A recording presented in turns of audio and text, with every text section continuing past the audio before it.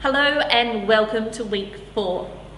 I hope you had another wonderful week of learning, expressing gratitude, meditating, and getting more of an insight about how we take in our information. And have you noticed any shifts that have started to take place?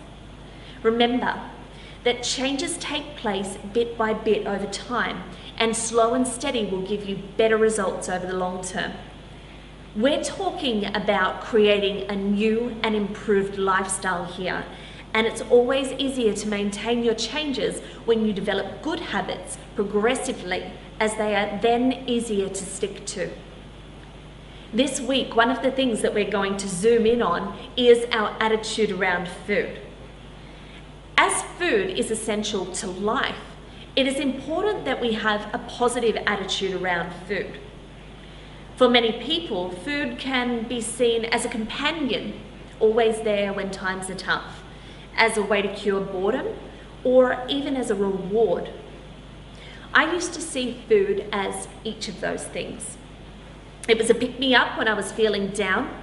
It was a form of excitement when my life was on the dull side, and I used to have food there with me when I was alone to keep me company. And because I used food to soothe my feelings and push them down, I was never able to tune into what my soul was really craving. And so I went through the motions in life, just doing things because they had to be done, and never really feeling fulfilled. And this was because I was unable to tune in to what my heart really wanted. Because I had such a bad attitude around food, I had a love-hate relationship with it. I thought food was bad, that food was making me fat, and that food was making me sad. But just think about this for a moment. Food is fuel, just like petrol is fuel for a car. Give your body the right fuel and it will perform at its best. Give it the wrong fuel and it won't work very well at all. Now, unlike a car, if you put the wrong petrol in your car, it just won't go. But the wrong fuel in our body, it works. But just imagine all that extra work that it has to do to be able to digest our poor food choices and eliminate the waste. Because food is for our survival, it is so important to have a positive attitude around food. And I strongly believe that if you really want a certain type of food, then eat it and thoroughly enjoy it. If you can do that, it's a lot better than eating something and then feeling guilty after.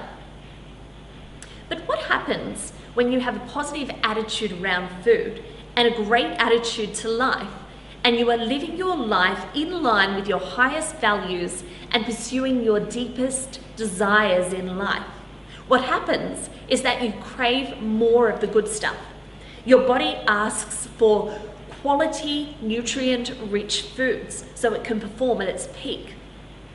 It then wants to eat for survival, not to feed an emotion. So when you get to the exercise entitled Food Attitude, take the time to really think about the questions so that you can think about what food really means to you. And then think about how you want to view food so you know what your attitude to food is going to be for the future, the attitude that you're striving for. It's been great seeing you here again this week, and I thank you for joining me yet again. Keep up the great work. Look, I was once where you were, where you are now, so I know that if I can overcome emotional eating, so can you. Here's to another week of steady progress. Have fun.